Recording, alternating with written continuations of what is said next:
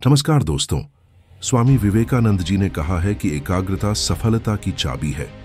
जब आप अपनी ऊर्जा को एक दिशा में लगाते हैं तब असंभव भी संभव हो जाता है। आज की इस पावरफुल वीडियो में हम स्वामी जी की 3 कहानियों में देखेंगे कि सभी जगह से ध्यान हटाकर कैसे एक काम में लगाया जाता है। चलिए सबसे पहली कहानी सुनते हैं और उनके द्वारा बताए ज्ञान का अनुसरण करके अपने जीवन को सफल बनाने का प्रयास करते हैं। एक बार की बात है, स्वामी जी बगीचे में आराम कर रहे थे। वहां उन्होंने एक लड़के को देखा जो एक खाली पेज पर कठिन श्लोक लिखने की कोशिश कर रहा था, लेकिन गलतियों के कारण बार बार पेज फाड़ रहा था और हर बार नए पेज से शुरू कर रहा था।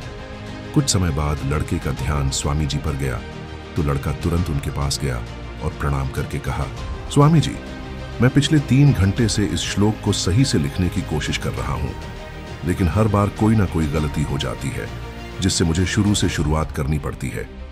मुझे समझ ही नहीं आ रहा है कि मैं इस श्लोक को सही से क्यों नहीं लिख पा रहा हूं। स्वामी जी मुस्कुराए और बोले, बेटा, केवल एकाग्रता की कमी के कारण ऐसा हो रहा है, क्योंकि एक साधारण इंसान अपनी ज्यादातर ऊर्जा बेकार की बातों और आदतों में लगा देता है, इसलिए लगातार मन भटकता है।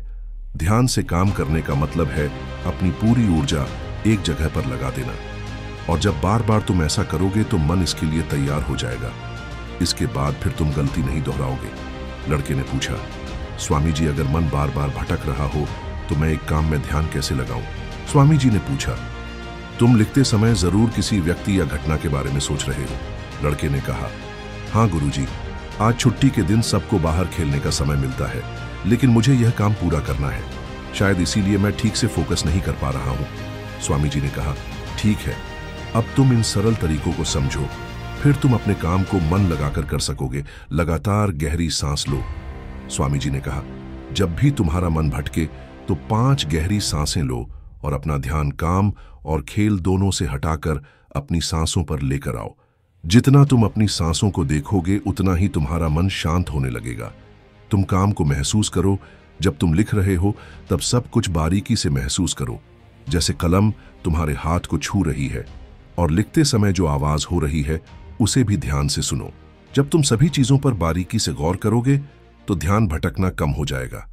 फिर तुम्हारा मन और शरीर केवल एक काम में लगा रहेगा। तुम्हारा ध्यान काम पर इतना केंद्रित हो जाएगा कि तुम्हें समय का पता भी नहीं चलेगा। जब लड़के ने स्वामी जी की बात मानी और गहरी सांसें लेते हुए फिर से लिखना शुरू किया तो उसने पाया कि अब उससे गलतियां कम हो रही थीं और उसका काम भी जल्दी पूरा हो गया। उसने स्वामी जी को धन्यवाद कहा।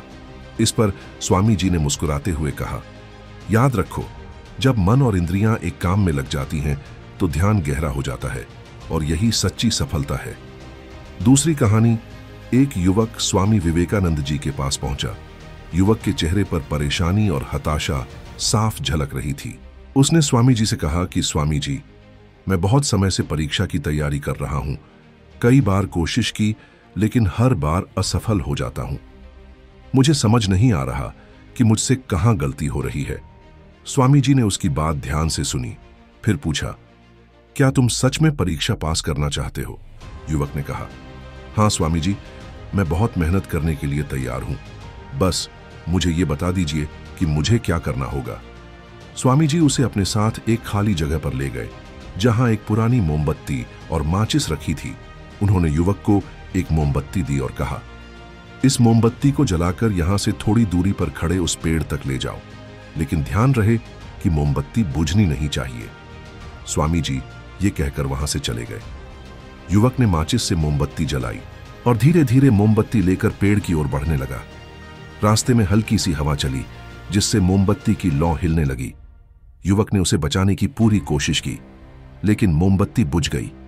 युवक वापस आया, मोमबत्ती फिर से जलाई और फिर से चल पड़ा। युवक ने यह प्रक्रिया कई बार दोहराई, लेकिन हर बार हवा का झोंका मोमबत्ती की लौ को बुझा देता। आखिर में थका हुआ युवक हाथ में बुझी हुई मोमबत्ती पकड़े वापस चला आया और निराश होकर बोला, स्वामी जी, मैं इसमें भी असफल रहा।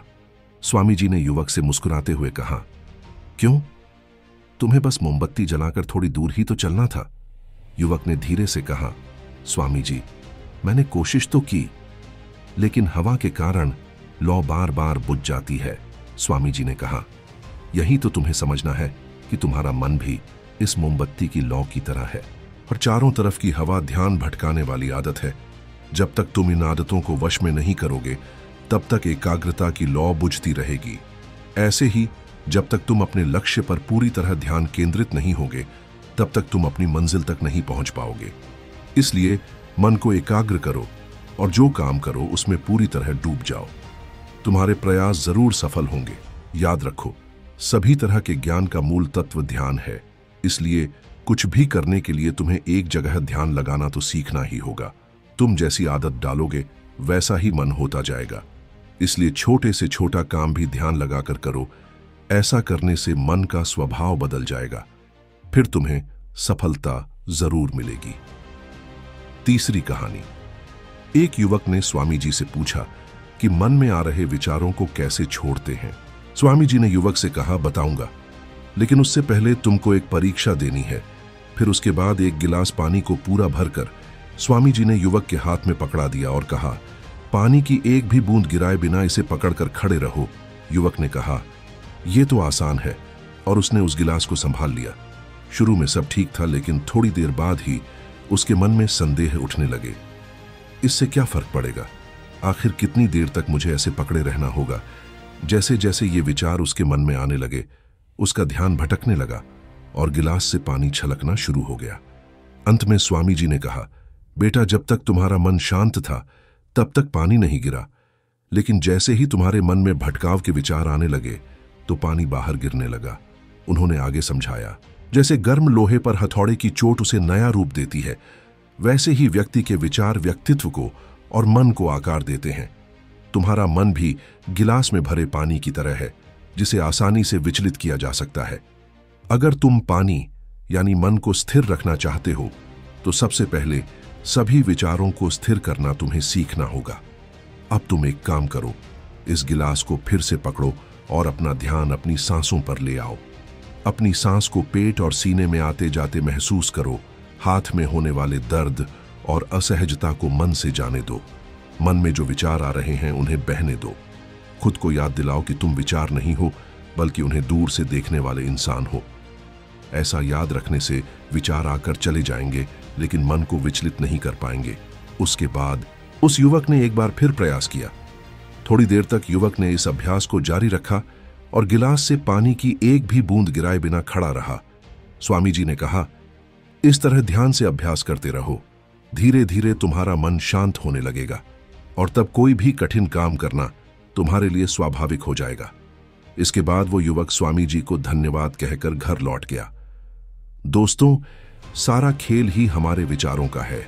अगर हम नकारात्मक विचारों से घिरे रहेंगे तो स्वाभाविक है हमारा मन भटकेगा।